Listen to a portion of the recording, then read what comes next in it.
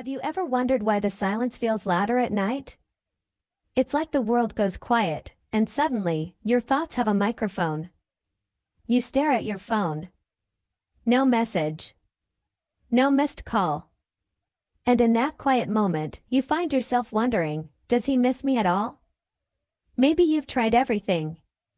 Pulling back. Not texting first. Pretending you're too busy to care. But deep down, it doesn't feel like power. It feels like pretending. You're not trying to play games. You're not trying to manipulate anyone. You just want to be missed, for real. Missed for your laugh.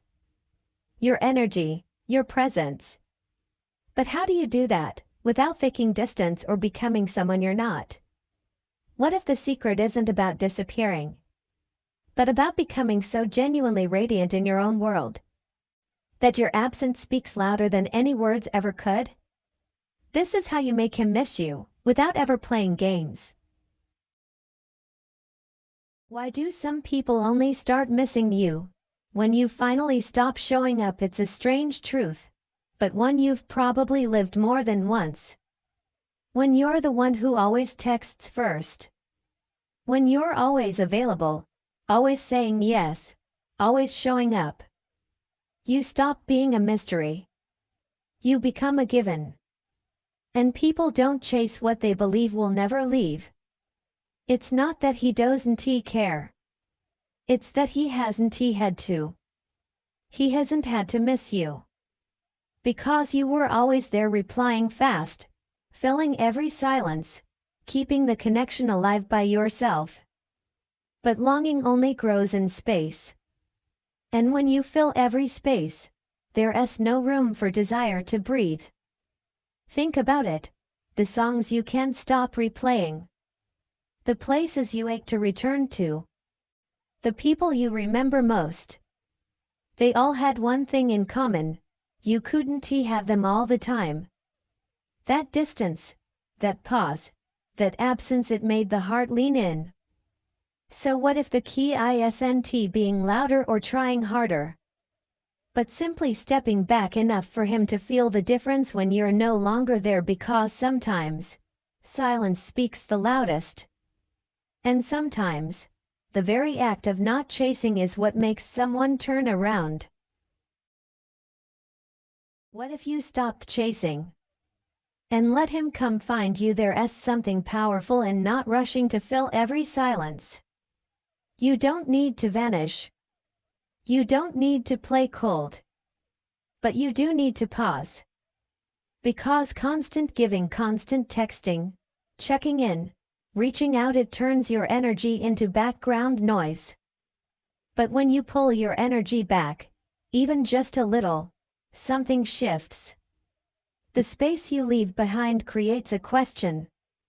And questions are powerful. Where is she? Why hasn't she called?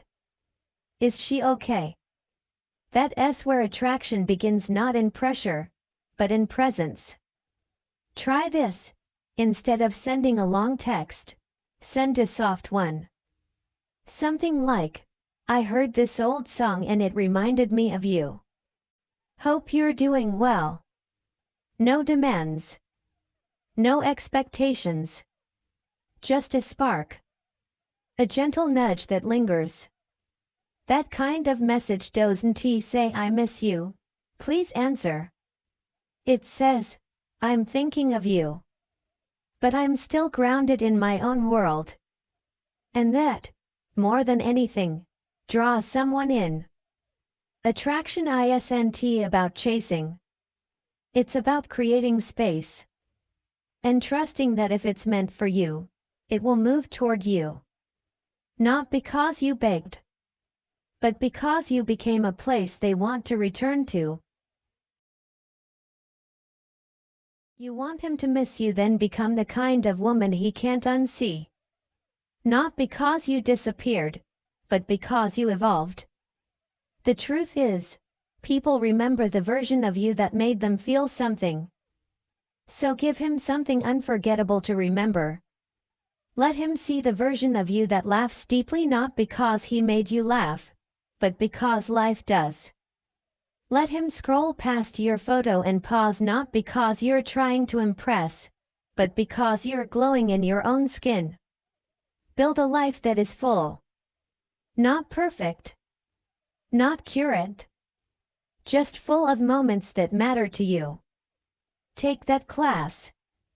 Start that side project. Travel. Dance. Read. Heal. Be so immersed in becoming you that the idea of waiting on a message feels small. Because here's the truth. Growth is magnetic.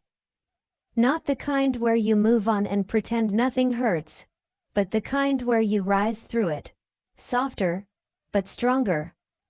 When a man sees a woman expanding not to get his attention, but because she respects her own journey, something shifts. He starts to realize, you're not the same woman he once took for granted. And that realization hits harder than any silence ever could. You want him to miss you, then don't become smaller just to stay in his world. Become bigger, so big that he wonders how he ever thought he could hold you with half effort.